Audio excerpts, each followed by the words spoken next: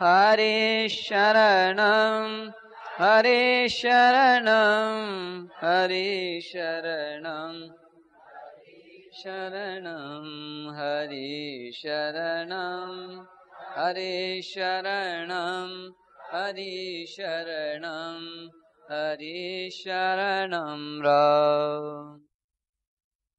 नारायण नारायण नारायण नारायण नारायण नारायण। ऐसे योग दर्शन में योग की परिभाषा खास बताई है।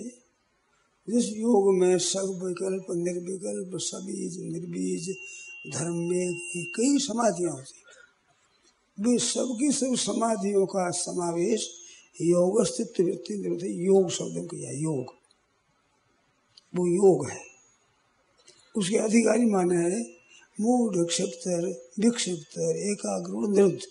ये 5 भूमि है अंतःकरण की, जिसमें एकाग्र और निरुद्ध है, 2 में जागृत समाधि होती है।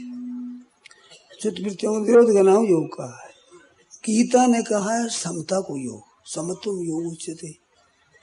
तो समता में उसमें भेद है कि चित्त की वृत्तियों का निरोध तो किया जाता है, तो वृत्तियां निरोध हुई। समता परमात्मा का स्वरूप है, तो वो निरोध का फल बताया है कि तदा दृष्टो स्वरूप अवस्थानम। निरोध होने पर स्वरूप में स्थिति होती है, और गीता स्वरूप में स्थिति को ही योग कहती, सीधी निरोध काम में। ये योग में फर्क है। अब ये प्रश्न आया कि एक चित्त वृत्तियों का निरोध करना और एक थोड़ी थोड़ी देर में आपने कहा चुप रहना। तो चुप रहने में निरोध में क्या फर्क है? खूब ध्यान से आप लोग सुने, नहीं समझ जो पूछो बार बार। देखो, परमात्म तत्व की प्राप्ति मैं जो कहता हूँ उस विधि के अनुसार किया जाए तो जड़ के त्याग से चिन्मय तत्व की प्राप्ति होती है। और साधन जितने किया है जड़ तत्व जड़ता के द्वारा चिन्मय तत्व की प्राप्ति नहीं होती। मूल बात ये है। प्राय आदमियों ने मान रखा है कि जैसे शरीर इंद्रियां मन बुद्धि इनको लगा करके हम काम करते हैं, संसार का काम होता है, और इनकी सहायता से ही परमात्मा की प्राप्ति होती। ऐसी जची हुई है कण कण में, जैसे भीतर में जची हुई बात है। तो इसका मैं निषेध नहीं करता हूँ, परंतु परमात्म तत्व जब कभी प्राप्ति होगी तो निर्मम और निरहंकार है। अहंकार ममता मन बुद्धि इंद्रियां इनके त्याग करने से प्राप्ति होगी। तो जड़ के त्याग से तत्व की प्राप्ति होती है, जड़ता के द्वारा चिन्मयता की प्राप्ति नहीं होती। चिन्मय तत्व तो जड़ में भी परिपूर्ण है, पर जड़ तत्व है वो चेतन में है नहीं, वहाँ अभाव है जड़ता का। तो जड़ता के द्वारा आप चिन्मयता की प्राप्ति कैसे कर देंगे? अब चित्तवृत्ति निरोध में क्या है कि चित्त की वृत्तियों का निरोध करो तो निरोध वृत्तियों का करोगे ना, तो चित्तवृत्ति चेतन थोड़ा ही है। मान बुद्धि चित्त अहंकार जो अंतःकरण है, ये तो कर्ण के साध्य में यह बात काम देगी। जहाँ कर्ण से अतीत तत्व है, कर्ण क्या कोई कारक वहां नहीं होता। कर्ता कर्म करण संप्रदान अपादान अधिकरण कोई साई कर्ण वहां नहीं जाता। तो कर्ण से अतीत तत्व है, उसको कर्ण के द्वारा कैसे प्राप्त कर लोगे? तो चित्त वृत्तियों का निरोध है, तो निरोध वृत्तियों का निरोध किया आपने। वृत्तियों के निरोध से वो निरुद्ध अवस्था से कोई परमात्मा प्राप्ति हो जाएगी?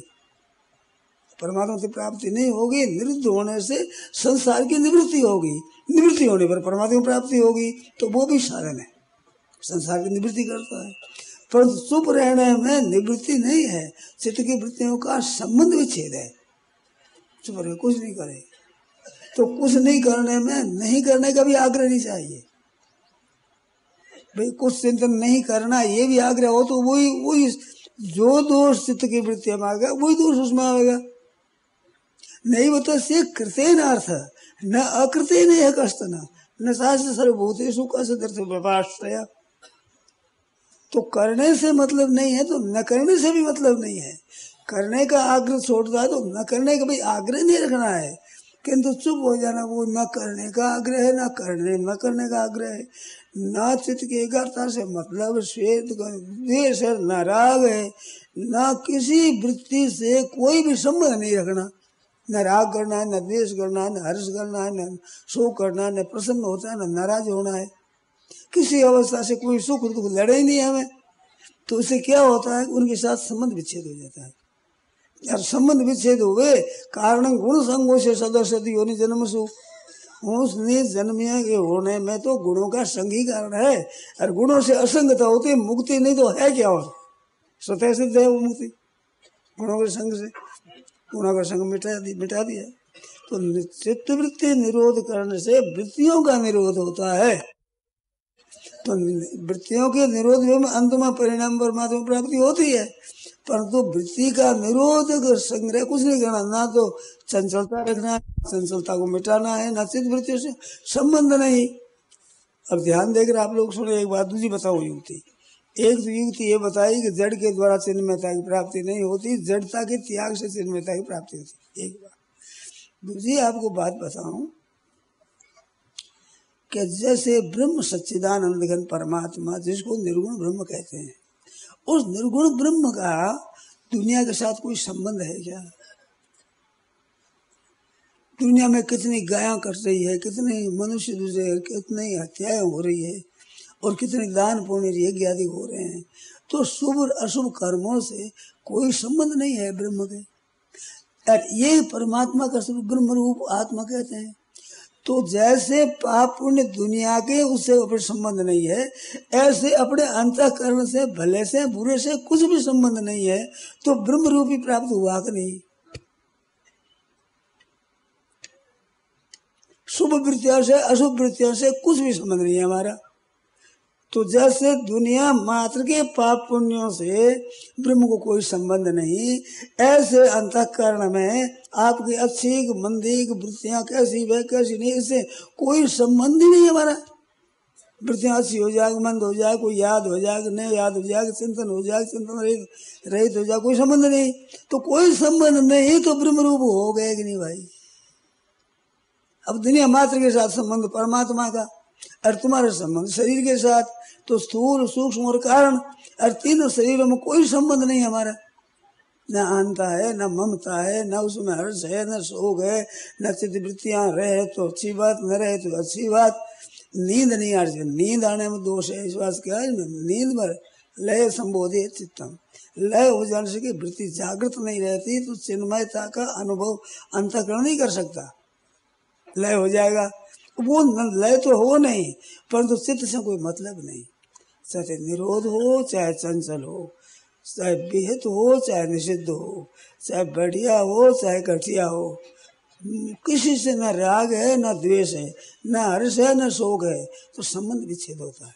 चित्त वृत्ति निरोध से वृत्तियों के साथ संबंध विच्छेद नहीं होता, वृत्तियों का निरोध रहा। और एक चुप रहे, कुछ नहीं है, कुछ नहीं, चुप रहे, तो उस समय में किसी वृत्ति के साथ संबंध नहीं है, वहां वृत्ति के साथ संबंध विच्छेद है। कोई वृत्ति अंतःकरण की किसी वृत्ति, ना बुद्धि वृत्ति है, ना चित्त वृत्ति है, ना अहम वृत्ति है, कोई वृत्ति नहीं, चुप रहेगा साहब। तो किसी के संबंध नहीं, संबंध विच्छेद होते तत्व की प्राप्ति स्वतः हो जाएगी, ये मतलब है। अब इसमें शंका करो, एक सेकंड भी रुका जाए, 2 सेकंड भी रुका जाए, थोड़ी थोड़ी देर में चुप हो जाए, हाँ, तो ये तो महाराज जी चित्त वृत्ति को ही लेके होगा, और ना चित्त वृत्ति थी, चित्त वृत्ति को नहीं है, वृत्ति रहित होना मैंने कहा है। मैंने सुना क्या कहा, चलते फिरते चुप हो गए, तो चुप होने का अर्थ क्या हुआ? ना बाहर की कोई क्रिया है, न इंद्रियों की, न अंतःकरण की क्रिया है। अंतःकरण की कोई क्रिया नहीं, अंतःकरण की क्रिया से कोई संबंध नहीं। अंतःकरण है जहाँ की जगह रहेगी।